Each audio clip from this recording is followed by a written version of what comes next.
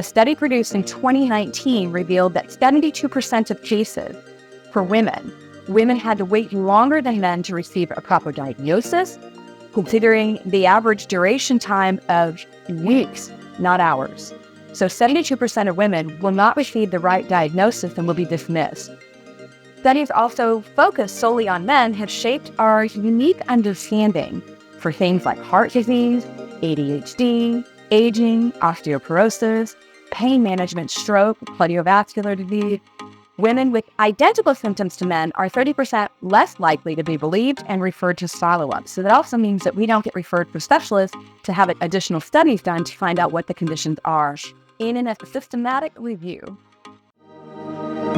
Welcome to the Menopause Mastery podcast, a show for women just like you who are ready for more health, vitality, passion, living life with a purpose. I created this show because I knew that women just like me in this second season of life, the season of menopause, are really tapping into their deepest desires. And we're ready to harness our physical and mental health and explore what our true passions are and peel back the layers to uncover exactly what we want out of life. I'm your host, Betty Murray, part geek, part magician, and your new medical bestie with a dash of sass. I love taking the complex science and making it easier to integrate into daily life. So let's join the journey to make this season the best ever.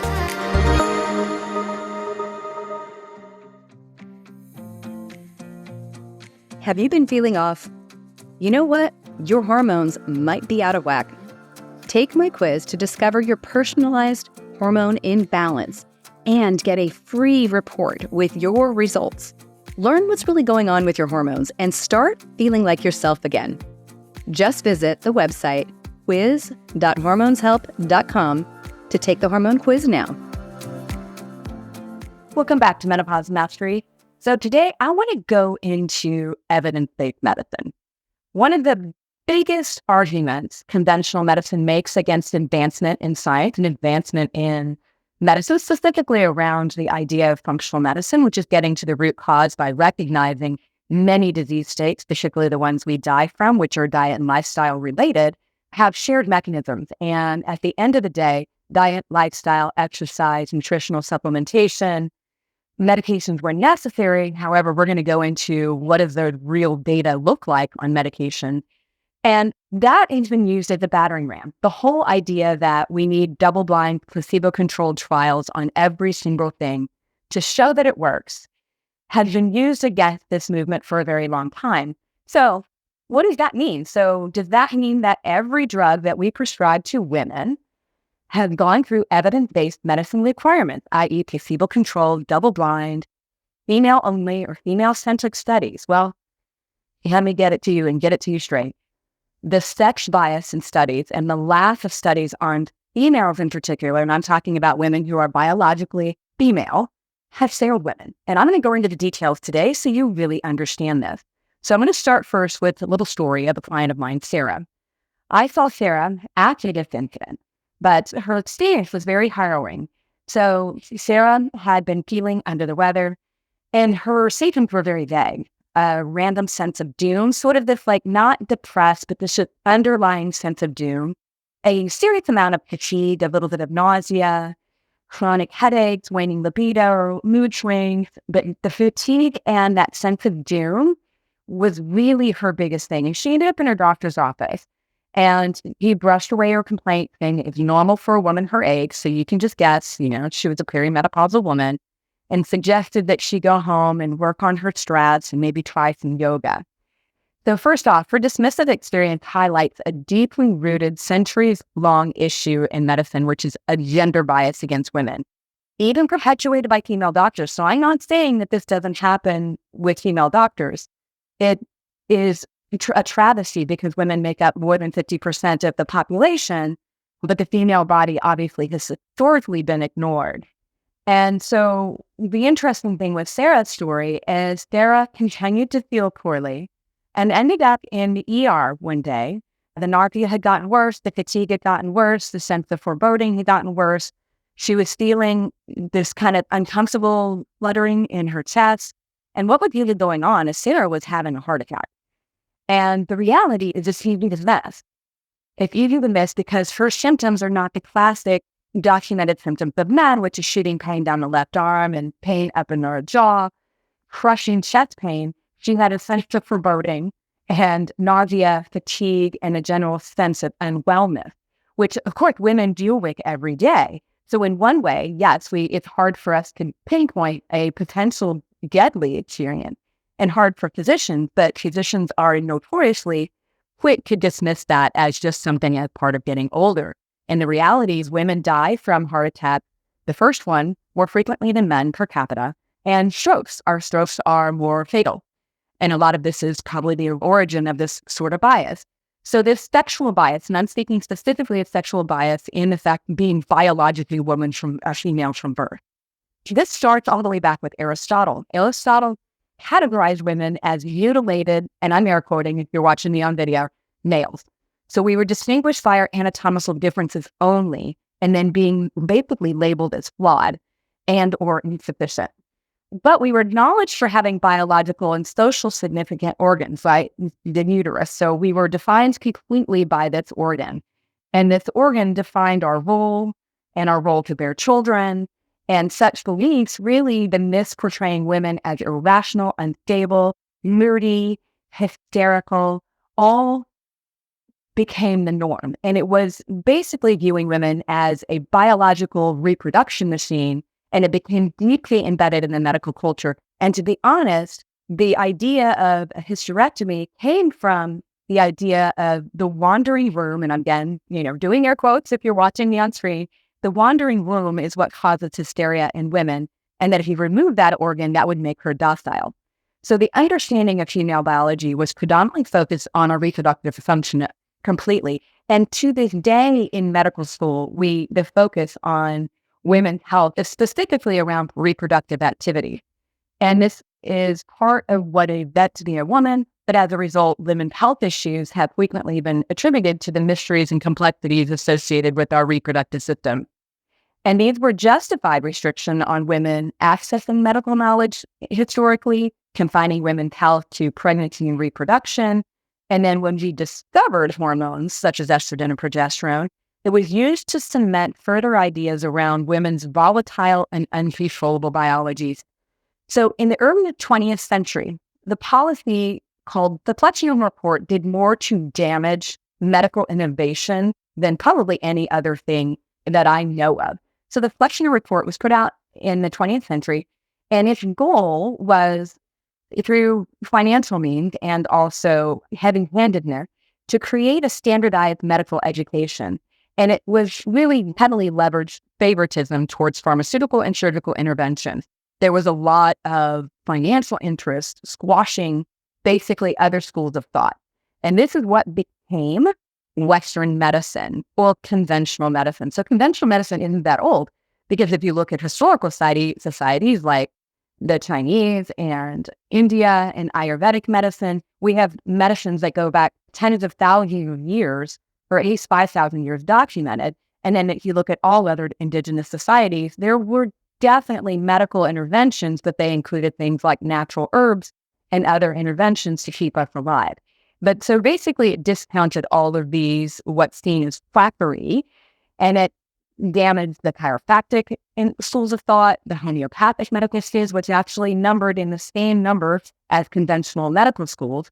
And also at this time, nearly eliminated female physicians and barred women and people of color from medical school, from these new hospitals. So prior to this, there was a large population of women in the medical system and people of color. And the Flexner Report did a great job of basically keeping everybody, white males, out of the medical system. Participation in medicine and research became an all-white male pursuit.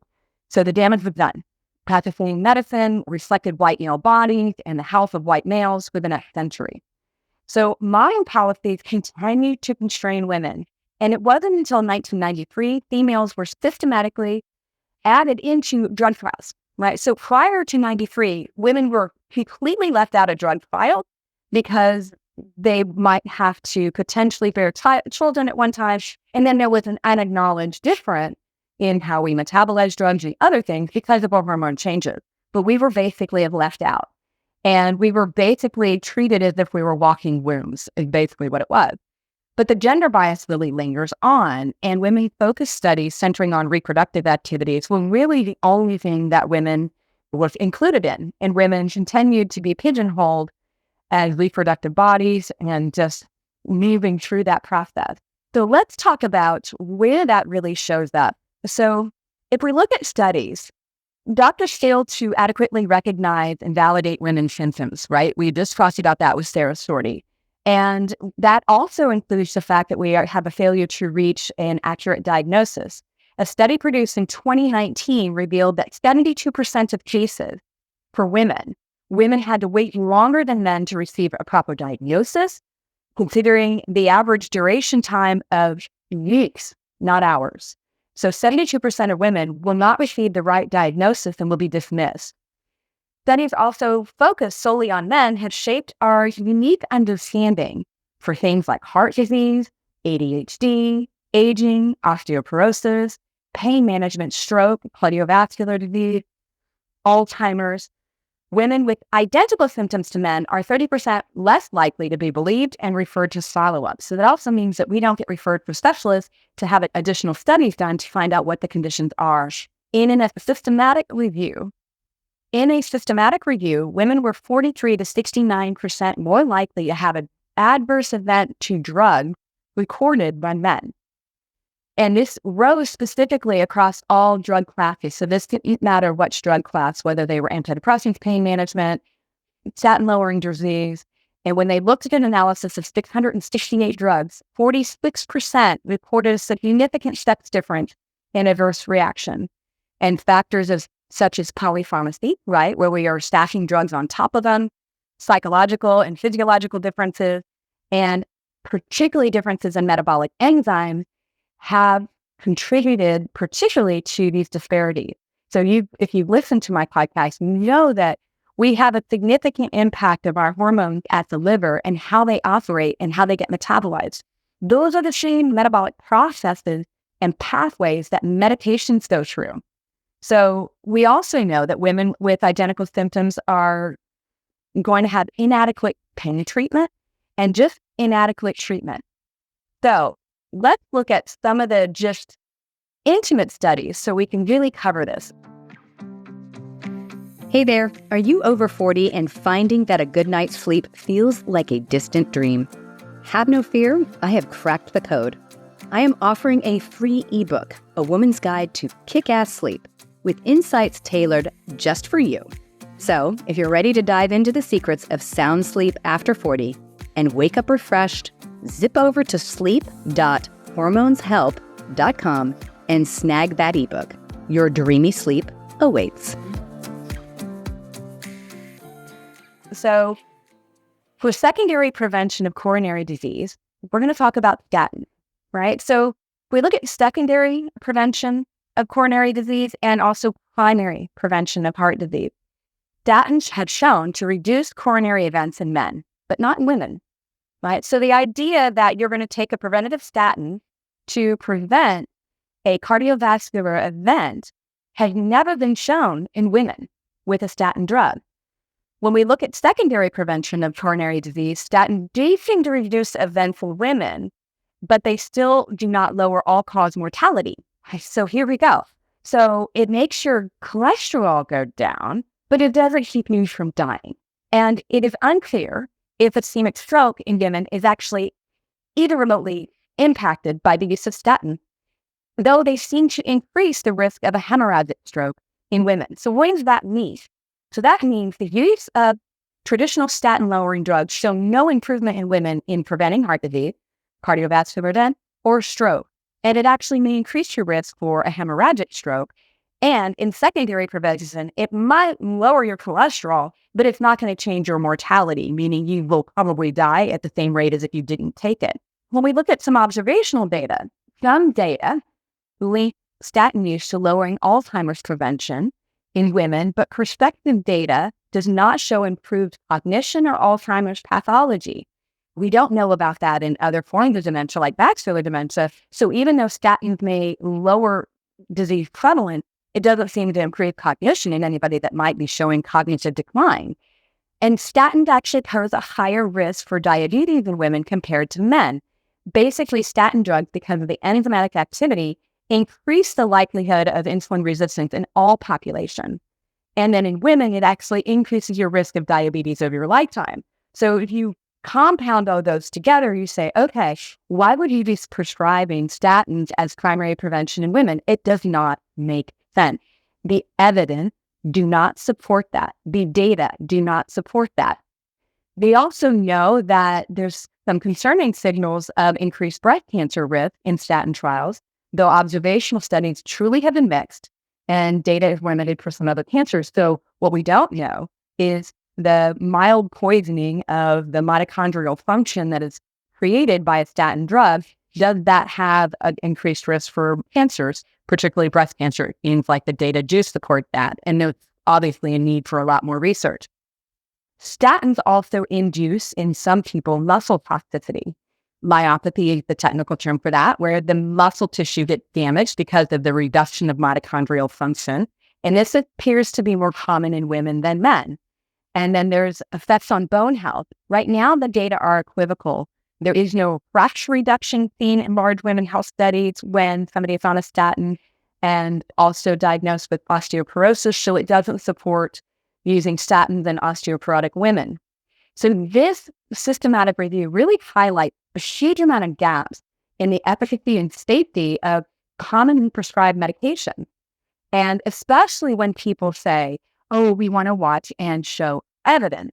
Well, if you have evidence, you need to prescribe according to the evidence. And the evidence, in my opinion, looking at this, do not support the use of statins in women, particularly as primary prevention. And it really calls into question the idea that we are calling evidence when women were systematically excluded from study. Now, if we look at 2024, right? So if we look at all the drugs, in 2024, there's only one FDA-approved drug, Ambien, that has a female or sex-specific dose, starting at 5 milligrams to 6.2 milligrams in women, and then men at 10 milligrams to 12.5 milligrams. Due to the dangerously high potential of overdosing Ambien in women because of slowed metabolic clearance at the liver, right? Remember, I said the liver actually has enzymes that clear hormones and other things, toxins, phthalates, pesticides, herbicides, pesticides, and oh, guess what? Your actual medication, which means it changes the efficacy of that dose, the toxicity level, and how your body metabolizes it. So the reality is we have hundreds and hundreds of drugs that we prescribe. We have, at least last time I checked, over 185, it's probably in the 200s now, drugs that we know genetically, depending on your genetic mutations, have a potential genetic interaction that may make that drug toxic to you. And then if you add the fact that you're a woman, they've not been studied. So when we look at the milestones, things like the 1993 NIH Revitalization Act mandated the inclusion of women in clinical trials. Yet in 2020, research focused on women's health only comprised 11% of research. And this is an important step, but it's got a long way to go. And actually in October 2023 was the first time we actually earmarked studies for women in the US. So here's the reality. Women need studies specifically on drugs and drug metabolism to be able to give specific dosing and or whether that drug actually has efficacy if the evidence do not support it. We have a lot greater risk of all-cause mortality to cardiovascular event. And let's face it, 1 out of 2 people usually die of some sort of cardiovascular event because women are less likely to be acknowledged for those kind of illnesses because it looks like a lot of other symptoms. So for instance, women with heart failure get fewer transplants and are less likely to be waitlisted than men today. Though transplant outcomes are usually more effective in women, right? So heart transplant works better in women, but yet we don't get them as much because women are left out. And it wasn't until 2016 that the American Heart Association recognized sex difference in presenting symptoms. So that's why when you go to the hospital, you may have people that have no earthly idea what's going on with you. You may be very dismissive of your symptom. If you look at medical science and medical school curriculums, there's a huge challenge here. Anatomy textbooks, illustrations in medical textbooks focus disproportionately on males today, and still today. And we train medical students using biased materials that influence and reinforce women as the reproductive body and men as the standard. So outdated teaching materials are a problem, and it keeps this myth and hysterical, irrational women versus stoic, sensible men going. So while medicine slowly turns the tide, including women in research, addressing these bias could profoundly shape better diagnosis and treatment for women. So like I said, the small fishes of change are forming. Researchers are starting to analyze results by biological sex. Advocates for representative samples in trials are being heard, and we are starting to explore nuances for diseases in women like heart attack, stroke. And doctors actually are now starting to gain awareness of how varied the expression of diseases in women can impact their health. And I would say this is nowhere more clear than in the functional medicine movement, because very core to the functional medicine movement is you have a person in front of you that is a patient or client, and that person is an N of one. And so therefore, you look at them as an N of one, not a collective bias based on probably literature you read years ago. So the reality is the centuries of gender myths, stereotypes continue to stain our medical foundation. And progress really requires dismantling this deep-rooted belief among practitioners, medical schools, policymakers, pharmacy companies, medical device makers, and the people that drive the economic engine of medicine. And we have to apply pressure to promote women's interests and push for representative research and educate providers on inhibiting these biases. Patients must now also feel empowered to receive second opinions. I will say, after 20 years of running a clinic with medical and healthcare providers of many different skill sets, one of the things that we do well is provide second opinions and a quarterback environment. What do I mean by quarterback? What I mean is the quarterback helps control the game. So in most situations, and I have witnessed this helping my mom over the last 9 months with her heart attack and stroke, and also even my husband, crush fracture on his tibia. What's happening in Western medicine, conventional medicine, and I'm going to air quote real medicine, is the patient is always left as the quarterback. I have watched my husband go from an orthopedic surgeon to an infectious disease doctor to a wound care clinic, where all of the providers there asked me to communicate to the other providers.